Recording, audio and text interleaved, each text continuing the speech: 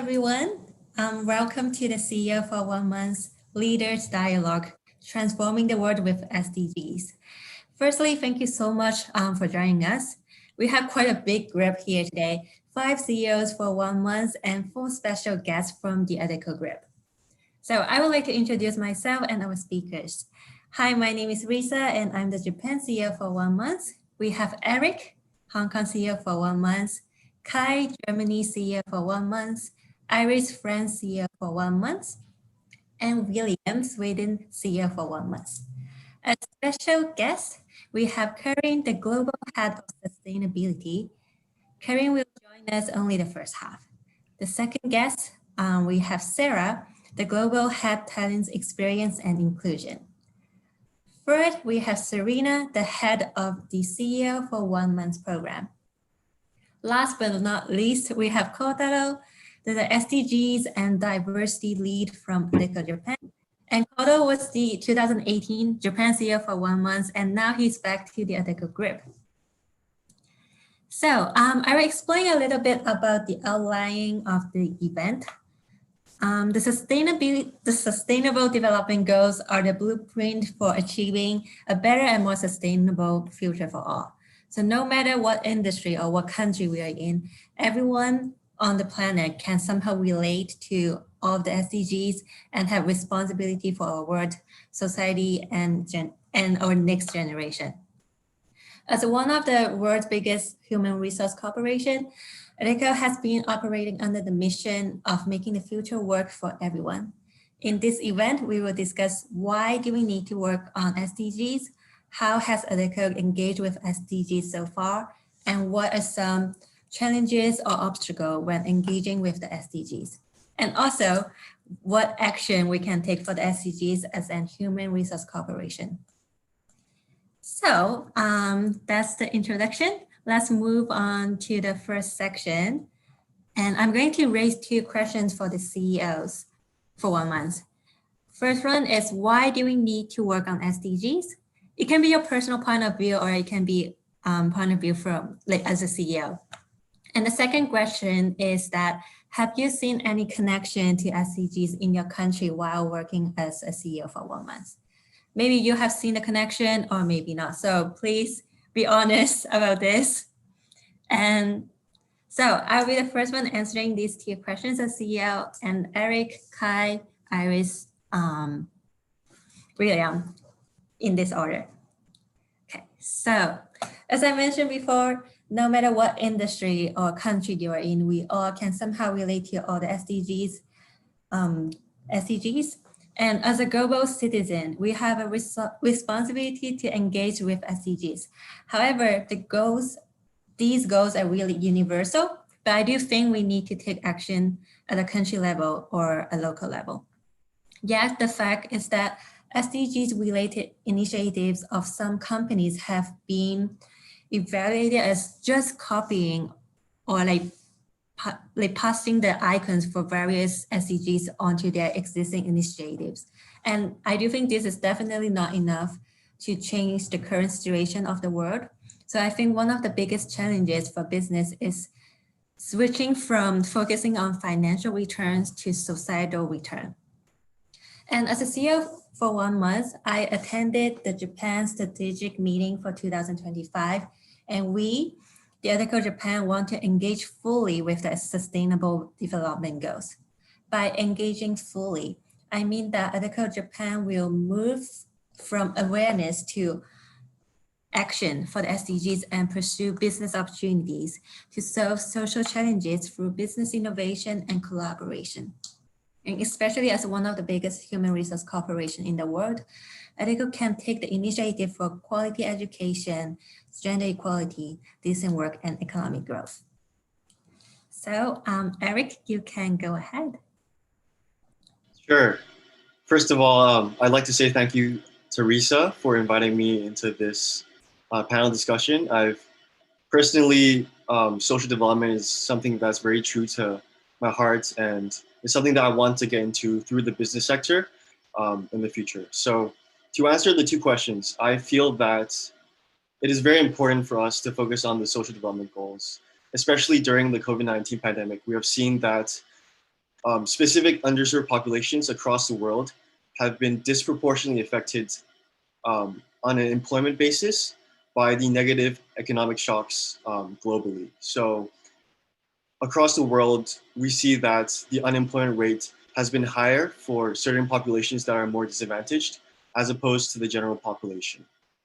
And why, as an HR company, we should be involved with pushing forward these SDGs is that we actually have a large influence within the private sector to influence other corporations, both being our L81 clients as well as our local MNCs, as well as international organizations such as the ILO or even local governments.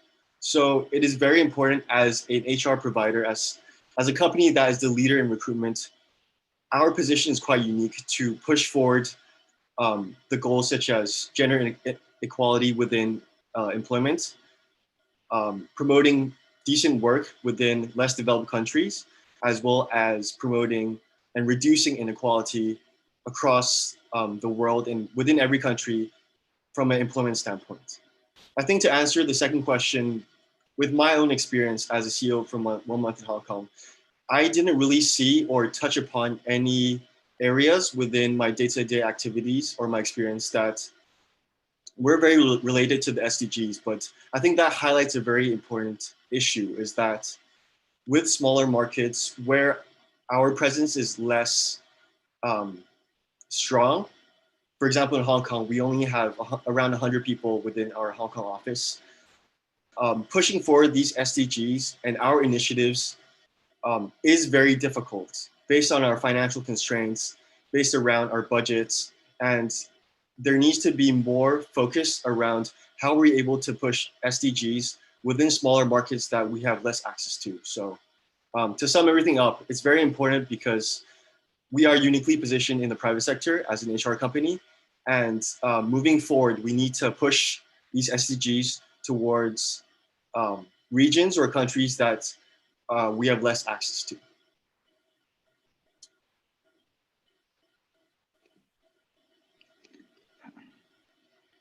All right, thank you, Eric, and thank you, Risa, for the introduction and having me as a speaker today at one of my favorite topics, the SDGs. A few words to myself. I'm Kai. I'm the German CEO for 1 month for Germany. And one of my favorite topics is actually discussing SDGs and thinking about new innovations, how we as the private sector can implement SDGs into our daily agendas. And this is where I want to answer the first question, namely why we need to work on the SDGs. And I want to focus on the we here, we as the private sector. And I want to start with a little story because when I often talk to my friends and to my family about my passion, the SDGs, I often get the response that this is part of the public sector, that this is a problem of governments, of NGOs, but not of the private sector. But in reality, if you think about it, this is not true, because in order to achieve SDGs, we need the private sector. And let me give you a very quick example for, let's take, for example, SDG number 10, which is reduced inequality. And this takes into account, for example, the employment of people with disability. And if you take a look at the number of the people who are currently unemployed, who have a disability, you see that these numbers are always 2 to 3 times higher in comparison to people who do not have a disability. And here you clearly see the need why we as the private sector have to get active. Because 85% of the jobs out there are not with governments or with NGOs. They're actually with the private sector, with companies like Adecco or Google or Facebook. That's why we have to get these guys on board in order to achieve our goal of implementing these SDGs worldwide. And this brings me to the second question, which is what did I experience as the CEO for 1 month during my internship at the Adecco Group? And how was that combined with combined with the SDGs? And to make it short, I did see a connection because of 2 reasons. First of all, the business model in general, and second, of local initiatives that I was able to see. So the business model in general, to cut it short, we train people, we employ people all around the world with Adecco, and this is centered around the SDGs. We're training people, give them quality education. This is SDG number 4, if I'm not mistaken. We give them decent work, SDG number, I think this was number 8. So all of these SDGs are tackled by the business model in general. We try to fight poverty. We try to fight inequality by giving people opportunities to work. So the entire business model is built around SDGs. This was the first part that I saw during my internship. And the second part were local initiatives. I was able to talk to colleagues from Switzerland, from General Assembly, which is our up and reskilling entity within Adecco. And I was told about a program in the US where General Assembly got active together with Microsoft to upskill people who were affected by the COVID-19 pandemic. So these people lost their jobs because of the pandemic. And together with Microsoft, they implemented boot camps where people could get free training, online courses in order to better their education and also therefore better their chances to get a new job in the job market. So to make it short, this is where we have to be as a Fortune 500 company, be a role model and make the implementation of SDGs the standard among all kinds of companies instead of the exception.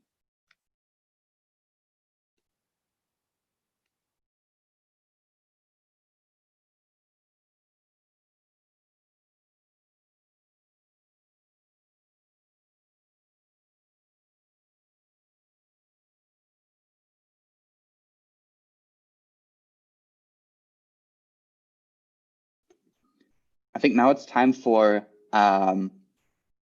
Iris. Yeah, sure. Hey, sorry, I just had some trouble to connect.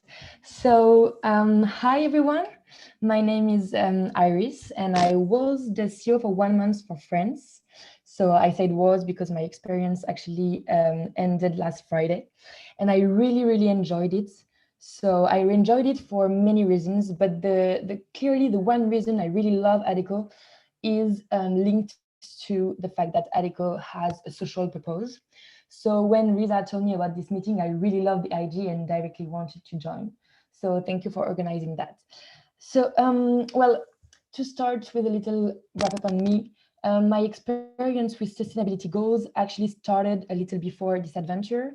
I've always tried during my education to take classes on the topic, and I've done some internship in a bank in sustainable finance department. So basically, I spend all my day checking the CSR report of companies. So I really enjoyed this topic. So to answer your first question, Risa, why do we need to work on SDGs? There are actually so many reasons. So I'm going to try to be short. But the first reason I see is that, well, as explained by Kai, the Adecco core mission is to provide job to people. So basically, the company has a huge social purpose, and all its actions are intrinsically linked to that. So especially during the time of the COVID crisis, this is clearly our role as a big company to improve the life of people and reduce inequality. This is the first reason, so our core purpose. The second reason I see is that, well, after months among the Adecco team, I have the feeling that, at least in France, a lot of employees have decided to join Adecco for their social and sustainable impact. And this is a clear motivator in their everyday life. So they want to go to work to feel useful and have the feeling to actually help people. And as it is a motivator of Adecco employees, we have to work on that and develop that a lot. My third reason is more linked to my personal experience and to our young generation. I have the feeling we are clearly intrinsically linked to sustainability. We hear about that all day long. And today, when I look at my friend, we are not looking for the better paid job, or we are not looking for working in a big polluting company. Our goal is really to find a purposeful company. So I've looked some survey about that, and in France, actually 42% of young workers are looking for this kind of purposeful company. So by working on SDGs within Adecco, we are going to attract young workers and also retain our current workforce. So this was the third reason why we need to work on that. And finally, my last point is more on the economic aspects and the financial one. So today is kind of now a global trend that company needs to work on SDG.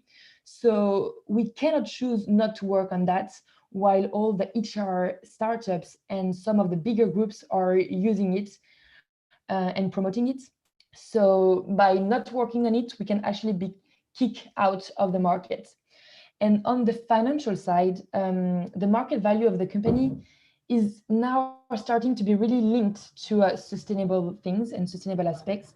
So brokers and bankers are looking at CSR report to assess the company.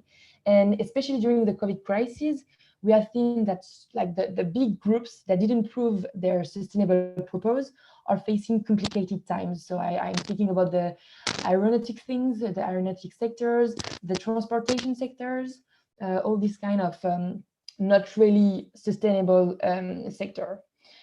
Regarding your second question, did I see any connection to SDG in my country? Well, a lot actually. In France, each time a decision has to be made, Christophe is questioning the why. Why do we need to do that? And why does this solution answer to our global social purpose? So in the CSR report, we talk a lot about developing the skills of the workforce, be more inclusive, and we talk a lot also about the environmental aspect and decrease the CO2 emissions. But if I had to talk about two big initiatives that really strike my attention during my months, I would talk about it's a French thing, it's called the School of Apprenticeship. So it's something that has been launched 5 years ago. And basically, the Adecco is the first company to implement that in France. So the company has identified 17 short supply jobs in 17 different industries. And they decided to provide training and employment for young people in this sector. So in 3 years, I think we have achieved to train around 9,000 people. So it's a huge thing and actually have a huge impact on employment and putting people into work. So that's the first project that really struck my attention. And the second one is our subsidiary Humendo. So it's really a company from the group Adecco who tried to reintegrating people, the ones especially underserved, and form them, train them, and include them in the job market and into temporary and permanent job position. Well, that's it. Thank you so much. I think I leave the ground to William now.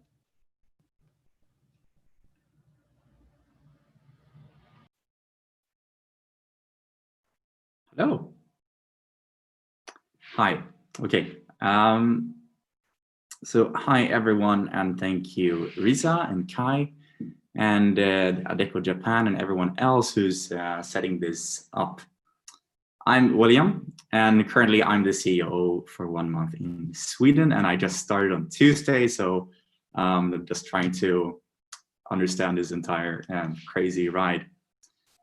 So just a brief background of what the social development goals actually are. It's a framework of 17 goals, 169 targets, and 232 indicators. And they have all this universal mantra saying, leave no one behind. So firstly, why we need the SDGs is we have developed them not only minding the future of our planet and all things living on it, but frankly, it's the future of humanity. And we can see that we're doing relatively well on some goals in the majority society. But what's interesting with the SDGs, however, is that they force us to look at every single subpopulation and not just the overall aggregated data. So surprisingly, not very surprisingly, is that we're actually failing miserably on many marginalized populations. So what we must do is to effectively use the indicators as stepping stones to meet every target. And then at 2030, the deadline is that we have to arrive at the 17 goals. Yet, how many indicators do you know about? How many do you see in your everyday life? Have you ever seen an indicator in the public space? I haven't. So we're not reaching our targets because, first of all, we don't know which they are, and secondly, how do we measure our progress? And with we, I don't mean like the experts, but citizens. I mean everyone, because like Kai said, this is a mission for all of us. It's not a mission for NGOs or governments. And here at Adecco, in particular, the ones that are relevant for us, I think we've done really well. Prior to this detail of COVID, we had 55% female managers. We have a very thorough anti-discrimination policy. We travel mostly by train. We have a paperless office and so on. But how are we reaching the indicators? I have no idea. And that seems to be the general idea throughout the entire company. So right now there is no real action plan to lean on. And this might sound a bit harsh, but it's too late to greenwash our way out of this. We have to be very self-critical right now. And so what we must do, firstly, as soon as possible, is to identify where we have been, where we are, and then extrapolate to see where we're heading. And then from that, iterate and see where do we want to go and create a plan to reach that.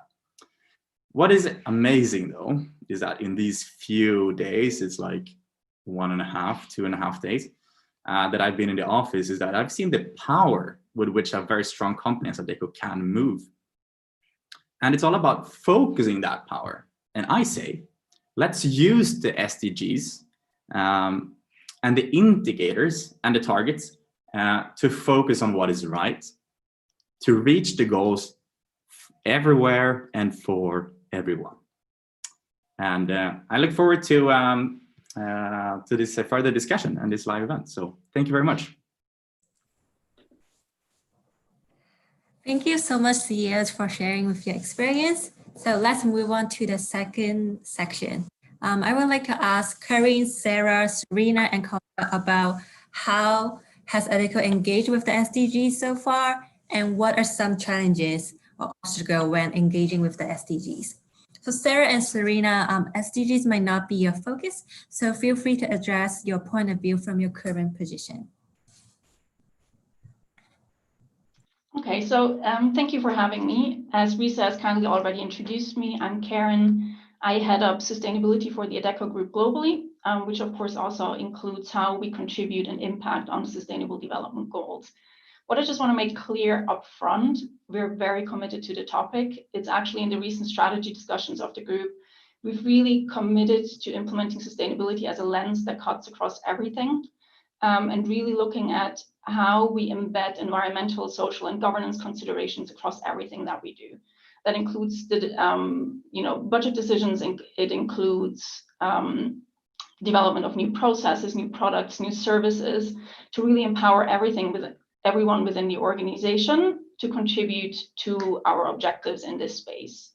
We're highly committed to the Sustainable Development Goals, and while not everybody within the organization might know of them or how exactly that happens, it is our goal to move to that direction going forward. But essentially, people don't need, in my opinion, they don't need to understand every single goal. But what they need to understand is how they contribute to them directly or indirectly in their day-to-day business.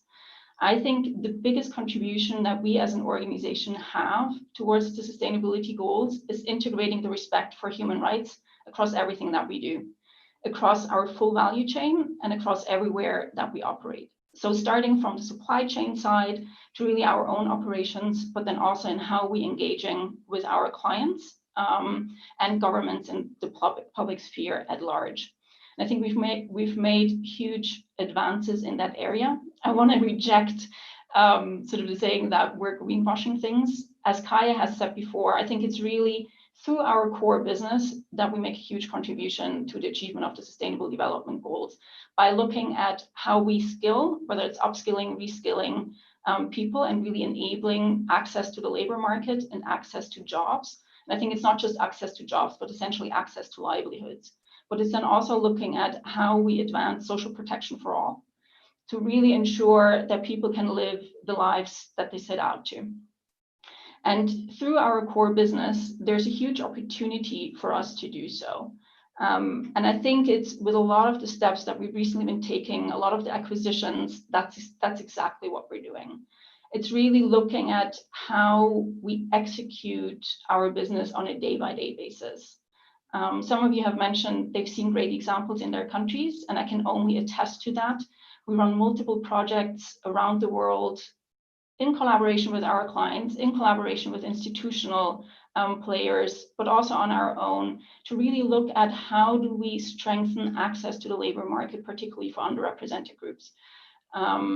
And somebody mentioned before the example in France, where we're actually currently working also with the OECD, their Business for Inclusive Growth incubator, to really see how we can scale some of these winning practices, not just within a country, but really across the globe, across our operations, in collaboration with more clients. So I think there's a lot of things we're already doing really well, whether it's through the core business of respecting human rights, core business of employability and access to work, skilling and reskilling. Sarah is going to speak a little bit more about how we're driving accessibility to our services, how we're driving sort of the inclusion agenda to really lead to more diverse opportunities and more diverse sort of business practices.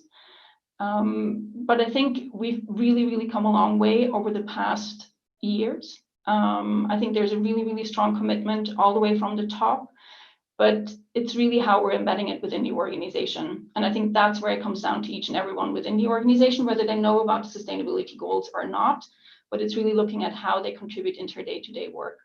And I think it's one of the last things that I want to put out there is somebody mentioned that sort of the next generations, they're really looking for purpose-driven organizations.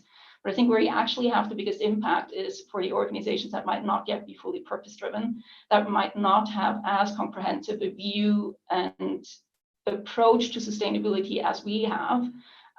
That's really where you have the biggest levers for change.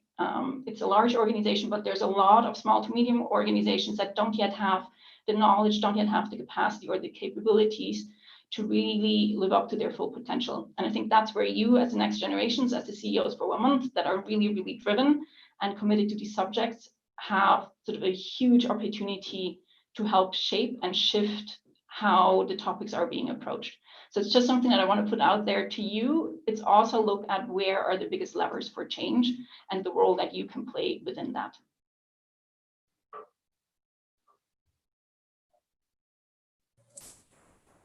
Over to you, Sarah. Thank you. Hello, everybody. Thanks for having me here today as well. My name is Sarah Cheney, and I am the Global Head of Talent Experience and Inclusion for the Adecco Group. So as Karen said, I will be talking predominantly around our inclusion agenda and what we've achieved so far this year. But I think just to kind of echo a lot of what Karen has said, you know, as a people-centric business, we absolutely recognise the need to provide equal and inclusive opportunity for everybody.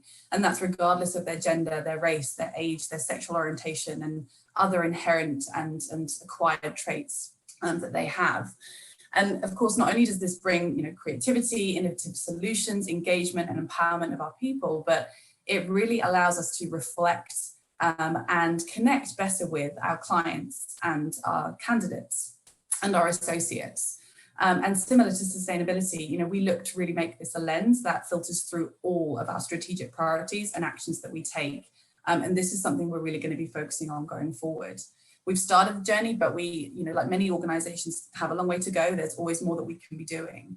And at the beginning of this year, when I took on this role, we kind of brought together our global D&I community and reinvigorated the effort there to establish some key priorities that we wanted to focus on specifically for 2020 to really get the ball rolling and really start to drive some of this conversation.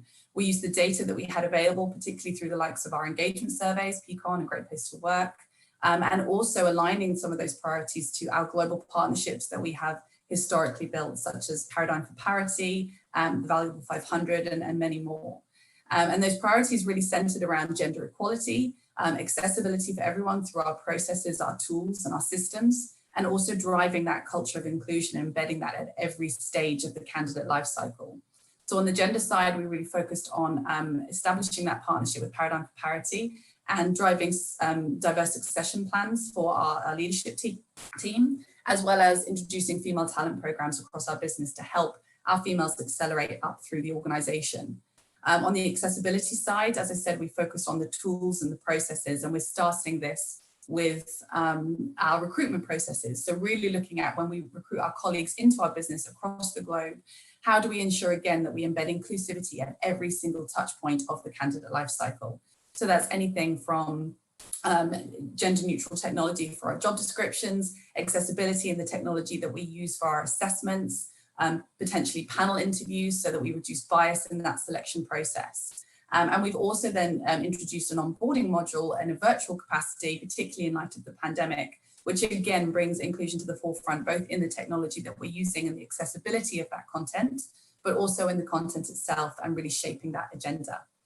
And lastly, on the accessibility side, something I'm really excited about is we're looking at ultimately some recommendations and a framework for how we shape our future world of work for the group. And particularly in light of everything that's happened during the pandemic, really where virtual working and remote working plays a role in this, and that concept of flexibility. And this, of course, will have a huge impact on our inclusion agenda. And vice versa, our inclusion priorities will absolutely have an impact on these recommendations. So I'm really excited to see how that project evolves and how, again, we can embed inclusivity in everything that we're doing and the experiences that our people have. And then lastly, on the inclusive cultural side, it's really around driving the dialogue, providing the education and training to our people on an ongoing and daily basis. So we've launched internal channels to really refine and make clear our agenda, particularly for 2020, highlight our global partnerships and our key initiatives, share our broader D&I community and everything that they are doing, because again, very similar to sustainability, there is some fantastic work taking place at a local country level that we want to make sure our people are aware of, and certainly that we can then use when we engage our candidates and our clients as well. And we've also introduced a social forum, and this is really a trusted and open space for people across our organization to go and have a dialogue around the topic of diversity and inclusion, whether that's to share their experiences, to ask questions, learn, or just simply reflect on the world around us. It's really to make sure that we are driving that conversation at every single level of our business. And it's quite a humbling experience really to read some of the experiences that our people and many others have had to go through. And then lastly, on this point, we are introducing a global inclusion training. So going across our entire business, starting with our leadership teams, to really understand our own inherent biases, but also to break down the science and the academic side of diversity and really get to the root cause of the problem, so we can then start to understand how we can impact this in our everyday experiences. And then lastly, on the inclusion side, it probably would be remiss if I didn't talk about COVID and the impact of the pandemic.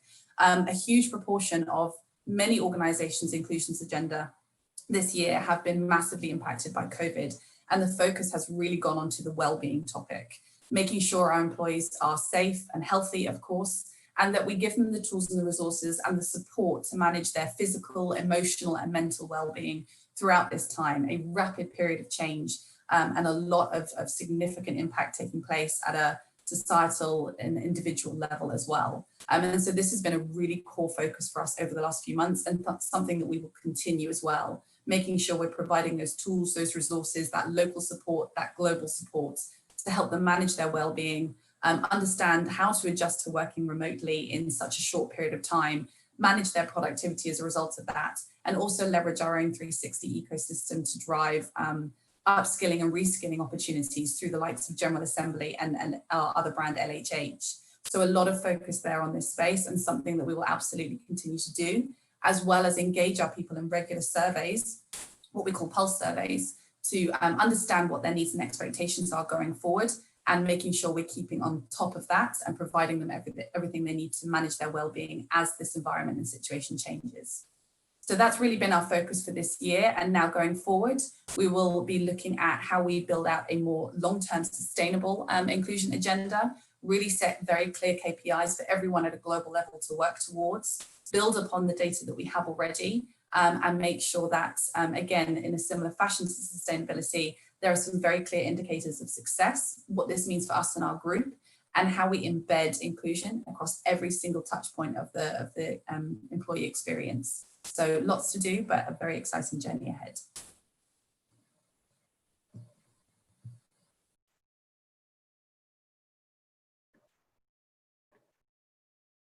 Thanks, Sarah. And I guess I'll take over from that point onwards as the next speaker on this. Hi, everybody. My name is Sharina Hatta. I am the global head of the CEO for 1 Month program, and I oversee some of the youth employability solutions at the Adecco Group as well. So I guess I'll give you a little bit of a story and context as to how this role and the work that we do with youth especially comes into with the SDGs. The program itself is the CEO for One program is probably our flagship youth program that we have at the Adecco Group. Right now, it brings in and works with over 200,000 young people around the world. As part of the program, we then are able to find ways to make sure that they are employable in some way or have those skills. So really, I wrote back in 2007, 2008, during that recession and that financial crisis, that's when this program was born. And it really was a case of thinking, all right, young people during the recession are probably going to be one of the most hardest hit because of the recession. So what can we do? And the plan then was, then let's bring in them and have them come in and have some work experience by shadowing the CEO for a month. And it was through that particular experience in the Nordics that then the program grew to become the global program that it is today, where the idea is to provide work experience for young people. But increasingly over the past year, it's not just providing that work experience, but providing then a way to create value and employability skills for people across the entire spectrum. And that's really what we want to do with the program, is help young people become more employable so that they have that first step of getting onto that career ladder and going to work, right? And you'll see that that's been the shift as well in the program this year. So for our CEOs for 1 month on the call right now, they'll know that through the assessment process of coming into the program, you're not just applying for it, but you're actually going through a series of assessments that allows you to understand yourself better, to understand your skills and your strengths and your weaknesses and your points for improvement better as well, so that you can bring yourself to work more fully and better prepared. And that's something that's offered to the entire spectrum of people that apply, not just to the ones that come through as CEOs for 1 month. And really, we're looking for more and more opportunities to do that. We understand that we have a massive audience of, like I said, over 200,000 young people. And that is such a privilege and honor to be able to then think about how we actually help them get into the world of work, especially in a time like now when the pandemic is going on and post-pandemic, and what that new world looks like as well. And so continuing on to that with things and pivoting this year into elements such as webinars, where we're able to bring in the expertise of our partners, of people that we work with, of our clients as well, to talk about various elements of what it means to go to work and how you can then take advantage of that knowledge to be better prepared for when it's time to actually apply for those roles and go forward to that. It's also, as Sarah said, going virtual and learning how to pivot all of this that we do normally in an in-person way to then a virtual way, which provides its own challenges, obviously, but at the same time provides an exciting opportunity to become more inclusive and to provide an avenue to people that may not necessarily have had that opportunity before, and in a way, a level playing field. And that's been really exciting for us as well. So that's on the CEO for 1 month side. I think we continue to work on the process of how can we really help our entire community of young people and continue to work with them to make them more employable for the world of work. On the youth employability side, I think some of the things that we're working on there is really exciting as well. And those are coalitions or partnerships that we have with various organizations in order to help underserved and underrepresented populations have access to work and access to livelihood, as Karen said. We work with coalitions such as the Global Alliance for Youth, with about 20 other companies, with a mission of being able to skill 20 million young people by the end of 2030, for example, right? And how are us coming together as organizations able to leverage all of our strengths to reach that kind of a goal?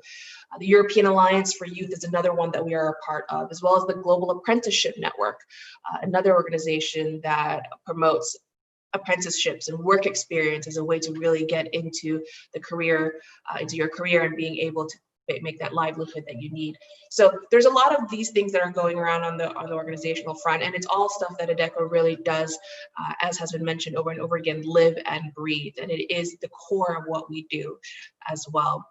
And I also wanted to say that the other thing to think about is this pandemic especially is hitting probably young people the hardest, and the largest youth generation that we've ever had. And because of that, how can then young people be part of that change? And I think that youth, and especially people like our CEOs for 1 month, are those who are in the positions and have the dedication and the purpose, as you all mentioned, to really go forward and make that change. Karen and I have spoken often about this as well, as we are so proud that our CEOs for 1 month become ambassadors of not only the program, but of the SDGs, of making change in the world. And in a way, almost like, octopus and spreading out your tentacles to then go over to other companies and other places where change is really needed and be that. It's not an easy job for sure, but we're all in a position where we can make that happen, as hard as it may be, and for the betterment of the world in that sense. So that is, again, a bit of a challenge to our CEOs for 1 month who are on the call today and who are listening, to really think about how do you go about and make that part of your story and part of your purpose as well. So with that, I'll leave it at that and move it over to Kotaro, who is a prime example of how a CEO for 1 month goes from CEO for 1 month and decides to come back and be part of that change and making it go forward.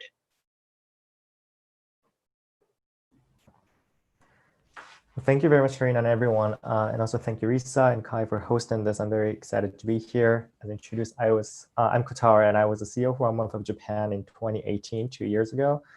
And I just came back to Adecco Group Japan as the inaugural diversity and SDGs lead, focusing on our corporate actions on diversity and SDGs. And as many of us have covered how Adecco has been engaging with the SDGs so far, I think we're doing a great job in this. Of course, there's still a lot to do because there's never the ending of our work, and especially achievement with SDGs, which are very ambitious. So, but then focusing on Japan, I think the challenges that we're facing, that I'm facing as the lead on the SDGs, is quite unique. For example, so before coming back to Adecco, I was in New York, and I had a brief opportunity to work at the United Nations. And I'm seeing a lot of interest from the Japanese community on SDGs. For example, we see a lot of people wearing SDGs pins on their suits when we're walking the street. Actually, I see a lot of way more people than when I used to see in the States. So I see awareness of the SDGs. However, the unique challenge in Japan is that it's quite hard for us to familiarize or personalize the SDGs, what SDGs are trying to advocate for in our private or personal life here in Japan. Of course, we are quite behind in the gender equality and other pieces, but then also it is true that Japan is quite fortunate not to have some of the severe issues that the world is facing today, such as hunger or severe poverty. So in that way, we're seeing a lot of familiarity of this in the issues that we're SDGs is trying to advocate for, and that's something that we are kind of having challenge with advocating for as a HR leading company in Japan. And so I also know that we're moving on to the question or discussion sessions. I want to raise some questions to be solved because I don't have an answer yet. But then first question as the corporate organization is that should SDGs or caring about SDGs be some sort of our side business such as CSR, or should we actually form our business practices of the future to address and tackle the SDGs, the issues the SDGs is trying to advocate for? That's a very important question. And as Risa said in the beginning, Adecco Japan is now trying to reform its strategies for 2025, and the direction we're headed towards is that our core business practices would address SDGs directly, and it's not going to be that when we try to maximize our financial returns, we are sacrificing our societal returns. We're balancing both of them, so we're building a new model and practices that financial returns and societal returns will be both maximized when we implement our new business practices. However, that's a very big challenge in the corporate world. That's what I know. Working from the United Nations perspective, that's something that we're always seeing as a challenge, because when corporations try to commit to SDGs, they're always sacrificing something else. And that was a societal values which was significant, which had a significant importance in the achievement of SDGs. So that's a challenge, and especially when I'm trying to implement some policies or work on SDGs within the company. We do have a lot of people who know about SDGs, but then also awareness is not deep enough to the extent that everyone understands what we're trying to actually deal with. So we do know about SDGs, but then they're like, okay, so we do know about it, but then why do we actually care about it? Is it because we have to do it for us to look nicer in the market? Or is it actually that we care about these issues and we believe in our potential to solve the challenges the SDGs are trying to tackle. So that's the question I'm facing day to day in Japan currently. And that's where I think, as Sharina said, the youth power will come in, because I know that many of our generations, like our people, are not going for companies that has the highest financial return, but then everyone's looking for the purpose to belong in the organizations. Is it only to become a part of a corporation to maximize your profit? Pretty much the answer is no. I think a lot of us are looking for opportunities to find our work and contribution meaningful to the society as a whole. And that's, I think, a great momentum for us to really change our corporate direction towards both financial and societal returns. So that's something I'm very excited about. Yet we still have a lot to work on. And the other thing I would like to make a point of comes from what Eric was saying. So it seems like a pursuit of SDGs or societal values from the corporate in the corporate environment is some sort of like luxury. We need to have a stable financial background to be able to pursue some societal values. And I think that's something that we really need to question. So Adecco Group as a whole, we are a very big company, global company. So we could pursue SDGs because we have a financial capability to do so. But then the middle-sized or small companies across the globe, they might not have enough opportunity, enough space or capability to pursue SDGs. And I think that's something that we have to really overcome as a society together, because pursuit of SDGs, achievement of SDGs should not be a luxury or extra value added to what corporations are doing. So something that's stuck in my mind all the time that I'm really hoping to find an answer for as a future society together. And yeah, I think I will stop here, and I would like to have more active discussion following this. Thank you. Thank you so much, Karin, Sarah, Serena, and Caldaro. Well, so we move on to the next section where we discuss the action plan. So everyone, feel free to turn your camera on and feel free to jump into the comment section. So 2 questions I want to raise here is, what action can we take for the SDGs as a human resource corporation, and what new or innovative business plan we can implement for the SDGs? I think I can break in early here as I kind of set the tone for the coming discussion. And I know that the SDGs are in the core business, and especially equality, decent work, economic growth, and reduced inequalities. I come from a very environmental perspective, and my saying with greenwashing and lack of plan with follow-up, it's not for Adecco per se, but our society in general, and that came out wrong. I only have Sweden's perspective and quite a recent steep learning curve, where the targets that concern Adecco, like 5, 8, and 10, the ones I mentioned, they're mostly achieved already and must not be as emphasized. And I guess that's why I'm not seeing it as much as expressed on a global level. And it was not my intent to create this defensive filter on this conversation, but I'm very happy to discuss this further. Thank you.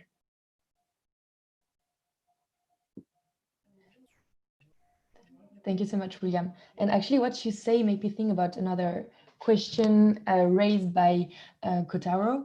You ask, like, should we keep the sustainable part aside, or should we develop products regarding the sustainable strategy? And I really think, and I'm convinced, that we shouldn't keep the sustainable strategy aside. We have to develop our products and solutions towards this goal, because this is the only way to promote really concrete solutions and not like just strategy and ideas. And this is actually what we are trying to do currently, at least in France, because it's the country I know. Because I'm sure that by doing that and by creating concrete solutions, we are linking the economic aspect to the social one. And this is how we can clearly have a social impact and an economic one. So I'm really convinced it has to go together. And regarding the concrete solutions we could implement, as you may know, during the CEO for 1 month challenges, we have to work on how to include more the underserved population into the job market. So I guess we all work on that. And I'm actually pretty sure some concrete solutions can be put into place. and this could be included into the sustainable strategy. For example, there is a huge part, and I guess we all talk about that during our internship, but about training. I guess this is a huge question, and it's a question both linked to the economic aspect and the social one. Because today, I get the global situation is that we have candidates on one side who are facing a huge unemployment rate, both the young people and the people who got fired from their job because of the COVID crisis. So we have people looking for a job on one side, and on the other side, we have company looking for candidates, and especially a lot of company who are lacking candidates in specific fields. So this is kind of a paradoxical situation where we could actually, as Adecco, do the match between these two type of stakeholders. And I guess it could be clearly linked to our sustainable strategy, because by providing job to people, you reach an inequality purpose and the social purpose, who is clearly linked to the SDG goals. So I guess by promoting training and trying to find solutions to better train people on specific job and make them enter the job market, we can actually solve an issue and link social impact to the economic one by kind of respecting the global strategy of the group for 21-23. So that does just bring an idea like that, but I guess it could be a concrete things to do to like better get involved in the SDG.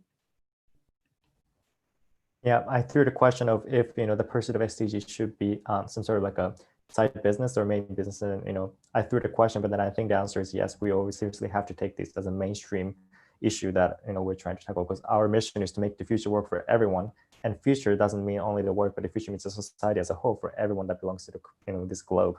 So it's a very big target that we're raising to the world. So I think the role we have to play is actually taking SDGs as our mainstream business goal. So we're not just seeking to maximize our financial return every quarter, but then we're actually also hoping to maximize our societal return. And I'm curious if my colleagues would be able to add some sort of like a day-to-day practices, like what exactly are we doing as action towards that goal? So I'll pop in here a little bit as well, and I'll just kind of mention, Katara, like you very well said, it isn't something that you set aside as a separate strategy, right? It is something that is incorporated into the larger group vision, and it is completely embedded into that. I think the next step of that is then really, and Karen will talk about this too, is how do you get everybody else involved in it and everybody to understand that that is their role to be part of it too. And it's a long-term strategy and a long-term process that's happened. And I think over the past couple of years, this has really started to come through and come about, and that's how Sarah's come in as well. Karen's role has been completely that over the past couple of years. And that's really what we go through. And what we know is that we've got, Adecco is a large organization. So there's a lot of different things going on right now. Iris, to what you mentioned, something like the Grande École et Tendance in France obviously does exactly that, is looking at organizations and seeing, how do we match, how do we ensure that we train the people with the right skills to match what is happening out there. That's part of what we do at CEO for 1 month as well. We know that there's a mismatch between what is coming out from graduate schools to what employers are needing. That soft skills is really missing. How do we ensure that we make that happen? So I think it's something that is in people's minds. They know it. It's now working and being able to embed that in the day-to-day. And it happens on a day-to-day basis, perhaps without even us understanding or knowing that it's going on. And I think that's sort of the key thing that we don't want to make sure that we undermine as well, that it is something, it is a process. By all means, there's always more to do, as there is in any place. There's always more, and there, people will always want more to do as well. And you guys are an ambitious bunch, so obviously there is always going to be more to strive for. But we can't forget that we need to start from a place that keeps going up from there also, and that begins somewhere. And I think in light of what's happened this year with the pandemic, the great thing is that the attitude towards the SDGs and the attitude towards inclusivity and diversity, as well as equal opportunity for all, has really accelerated. And this is great because it gives us and you as a generation the chance to really push it forward even further as well, and make that challenge to any company, any organization, and any activities that you go ahead and do as well. So I think that's kind of where we're at right now and what would be really interesting to see. So I don't know, Karen, if you have something to add to that. No, I think it's absolutely true. I mean, there is so much more to do. First of all, I mean, topics keep shifting, technologies keep shifting, so there's new opportunities and new challenges. I think what you've seen over the last few years, and I've been in this field for more than a decade now, is sort of there's an evolution of how companies approach it, right? I mean, in the past, you had the Millennium Goals, which were purely focused on governments, and companies didn't really see an opportunity to engage or to contribute to it. And then you had the SDGs, and initially, I think companies just mapped what they were already doing against it, sort of to show a little bit, hey, there's some linkages and we do something around it. But what you now see more and more is that companies take the SDGs as a starting point to see, how can we really contribute through our core business to help address them? What new business models do we need to implement to address it? And again, to create shared value, because that's essentially where you want to get to. And I think that's sort of the journey that we're on as well, is really looking at our core business capabilities and capacities and what we can do to address these topics. Some of them might be very obvious, like around employability, access to work, where it links to SDG number 8, and others might be more subtle. So I had a conversation this morning with an engineer from Modis in Australia, and they actually have found ways how they can use the technology that we have, the solutions that we have, and our capabilities in algorithmic, in artificial intelligence and data analytics to help predict cases of domestic violence and thus prevent it. And really use also the technology that we have to support law enforcement around human trafficking. And then it's sort of now our question, so how do we take that and bring it to scale, sort of these initial pilots that we have? But that for me is a really core example of how you can use core business capabilities to create value for all, particularly for society at large. I think that's sort of the evolution that you see. Did the person know about the SDGs and made a conscious effort to contribute to them? Not so sure, but does he have to? No. He knew how he can use his job, his mandate that he has in his day-to-day job, to translate it into something to address some of the thorny issues that are out there. And that's where we want to get to. We want to empower people to understand what sustainability means if you sit in finance, if you sit in a branch, if you sit in HR, if you sit in sales. The role that you can have different contributions to it. Each of us can contribute in one way or the other. I always like to joke that next to our CEO, I have the largest team within the organization, because it's each and every one that works with, for, or through the Adecco Group. It's not about me. I can probably have the least impact within the organization because I'm further removed. But it's people at the front line that can really make the difference. So it's how do we empower them and how do we give them the tools? There's so many different frameworks out there, whether it's the UN Global Compact, the SDGs, our own internal sustainability framework and methodologies. So it's really how do we translate all that into something that is core to our industry, core to our company, where we can have the biggest impact, and then as a next step, empower our employees to contribute to that. And that's sort of the evolution that we're on.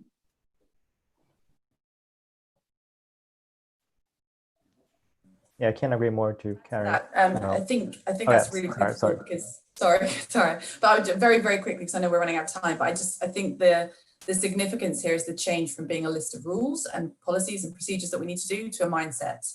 And it's the mindset and the behaviors that are really going to end up rooting some of these critical things into our everyday lives, strategic priorities, actions, and so on. And I think that's really what we're trying to get to here with all of these topics, is going back to your question. Absolutely, it should be embedded in everything that we do rather than as a standalone, because this is a big topic that you won't make a difference on unless it's in everybody's mindset and everybody's daily behaviors. And I think that's the change we need to make.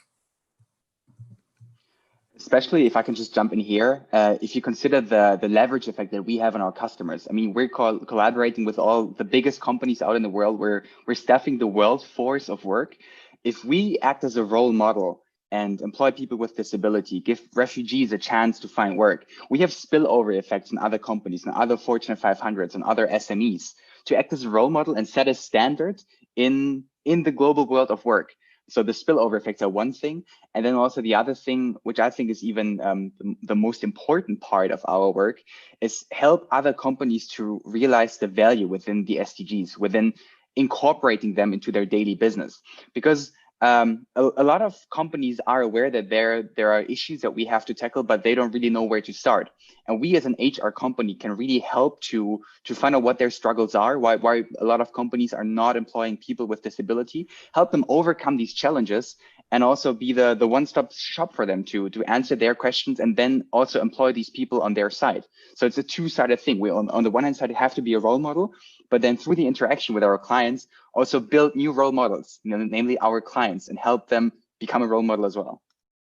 If I can just add to that, you're absolutely right, Kai. I think that's where our approach is really moving towards, is looking at each of the issues that are that we're focusing on within our sustainability framework, which essentially business topics, is looking at it, what's the meaning on the supply chain side, what's the meaning for our own operation, and what's the meaning for the client side. If you take the topic of inclusion and accessibility or so, it's of course looking at our own employees, it's looking at the diverse supply chain side, but it's also looking at how do we support our clients in achieving their diversity and inclusion related objectives. And sometimes it's giving it a different twist to make it more tangible for our own industry. So if you take the environmental topic, of course, we're going to manage our carbon footprint. Of course, we have a carbon neutrality target. We have a target of reducing our footprint by 50%.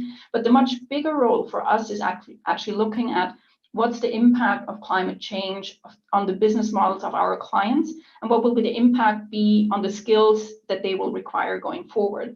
So if IKEA, for example, is moving, and I'm slightly making that up, is moving from being a product company to a product as a service company, and really sort of moving from just producing furniture to recycling furniture, to renting out furniture, repairing furniture, because of their environmental footprint, because of their urge to move towards a circular economy business model, then what's the impact going to be on the skills that they will need to make that happen? So you don't just need factory workers to produce it, but who will repair the furniture, who will service the clients with renting it out? And I think that's then where we come in and say, hey, let us work with you to map out the skills gaps that you will have due to this change towards low carbon emissions economies, to circular economy business models, and how can we support you in the upskilling and reskilling of your current workforce to really make that change happen. So it's really just bringing it back to what does it mean for us as an HR company. Zero plastic is great, but that's not really an area where we can have the biggest impact. But reframing climate change as a skills question and access to the labor market and access to work question, that's where we come in. Thank you so much for sharing. Oh, okay, William, go ahead. I just have this quick comment on, like, the SDG targets are really good at setting a base standard for all the countries where we want everyone to be. But also I think they can be used to show human potential, like how far can humanity go, and letting some countries show that. And then this question from Johan coming from the YouTube commentary thingy, asking like how to balance centralized and develop, how to work with these goals, centralized or decentralized.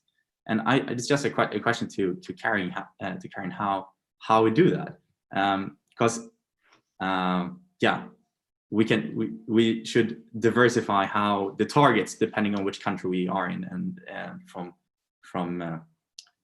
yeah, based on the country's situation. I mean, it's a really good question. The targets, if you really go into the detail and look at all the targets very specifically and the indicators underneath it, which I've done, being a nerd on that, they often don't really directly relate to a corporate business. So the way that they're framed and worded, they're more directed at governments, right? So I don't think that's necessarily the direct starting point for us. It's translating what that would mean for us as an organization and then breaking it down. And in the end, what you need is both. You need a top-down approach to provide the mandate and to enable employees and an organization to move in that direction.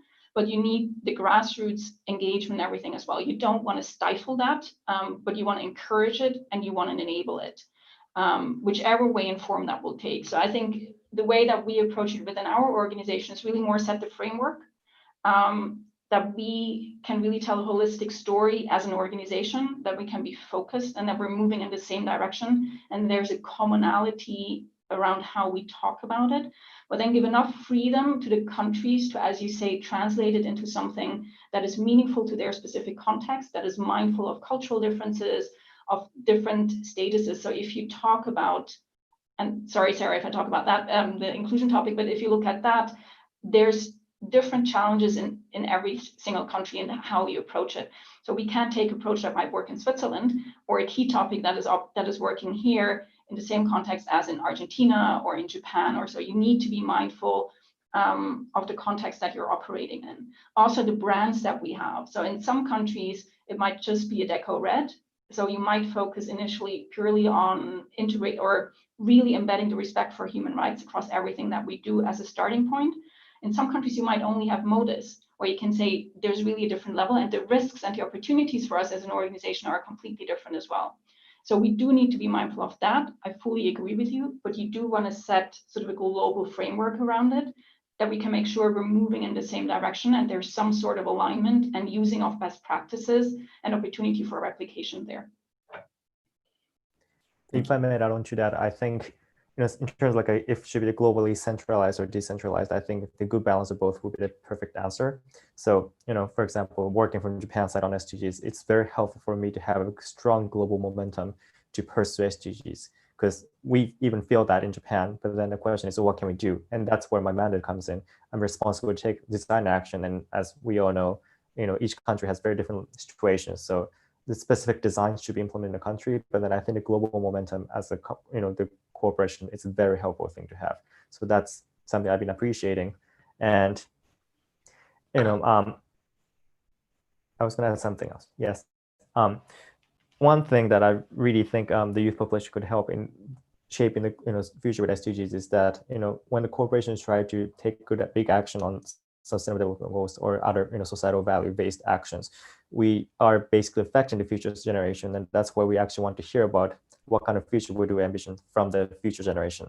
And that's the challenge I also faced when I was working as a CEO for a month, because after we are chosen out of the thousands of millions of people to be one CEO per country, and that's something I really felt something was missing from the experience, because I want to hear more from my generation, that I could bring the voices of the thousands of youth in Japan, in my case, to the boardroom where we're discussing what kind of future we're going to build. And this program now is actually really more engaged, so that we could actually hear voices from this generation that will be living in the future. And I'm really hoping to engage and integrate those voices to the future that we're trying to design as a corporation, but also as a one community that's aiming to make a future work for everyone. So I guess that's the part that we could be, keeping to work in the future, because I know this session will be ending very soon, but then that's something that we should be focusing on, because how can we deliver our voices to those decision makers, and how can we actually become one of them to affect the changes that's going to be happening, which would affect our future and our kids' future. Thank you for sharing. I think we got some questions from the audience. So Kai, do you mind reading one or two of them, please? Thank you. Yeah, I'm just going to pick out one because we're running out of time. There's one question coming in asking regarding the negative effects of COVID-19 on the business. So do you believe that the heavy cost cutting that the pandemic has led to in companies would negatively affect the funds for non-core businesses activities such as the SDGs? And maybe we can get some insights here from the Adecco Group. What is the impact that you've experienced from the COVID-19 pandemic on the goals of achieving the SDGs? Well, I guess that question is directed at me. No impact, I want to say, because the way that we approach it is really sort of an embedded and integrated one. And essentially, sustainability is how you conduct your business and how you generate your profits, right? You still want to do that, but it's all about the how. So are you being mindful of potential downsides or so? And I think the way that the Adecco Group has approached the response to COVID has really always been based on that sort of first principle about people first. And I think that sort of really links very nicely around, respect for human rights, respect for labor rights. And that isn't impacted by this at all.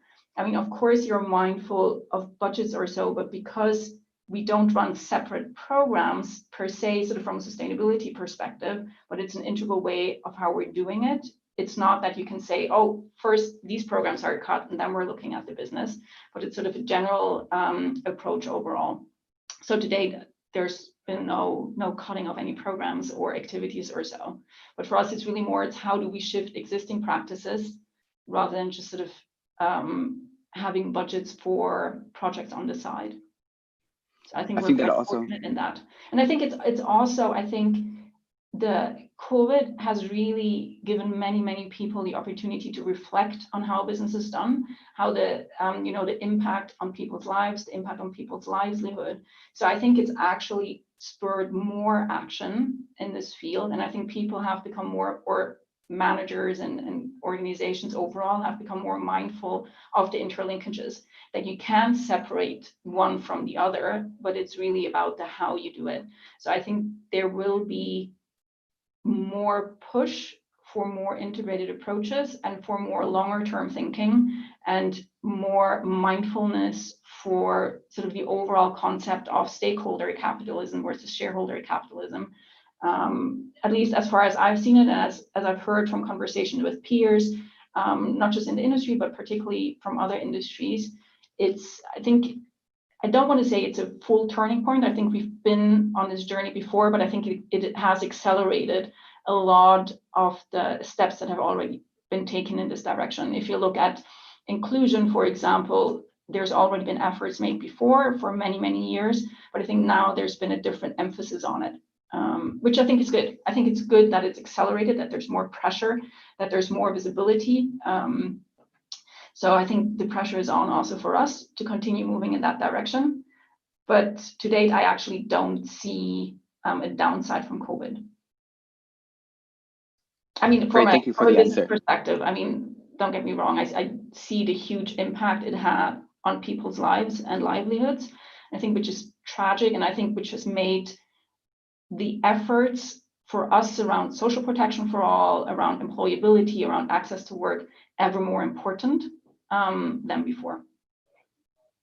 Great, thank you very much for the answer. And my takeaway from this is also comes back to Kotaro's input at the very beginning, is implement the SDGs not as a side business, but as part of your core business. Because even if a pandemic hits you, you will not cut down on these initiatives because it's part of your core business. Thank you very much. I'd like to jump in. I just want to say it's very endearing to hear that, because I know that a lot of businesses right now during the COVID-19 pandemic have been very financially hit by the pandemic. And as a result of that, their initiatives and their programs designed to improve diversity and inclusion, as well as promoting these SDGs, have been basically, they've placed less effort towards pushing forward these programs and initiatives. So I think Adecco is doing a very good example to set an example for other L81 clients or other MNCs, that despite having a financial hit or some level of financial impact towards our bottom line and our business, but there's still a sustained commitment towards pushing these goals. And I think that provides a very good example for other large companies. All right, thank you for sharing. I think we are running out of time. So Kotaro, can you give us a 1 minute closing speech for us?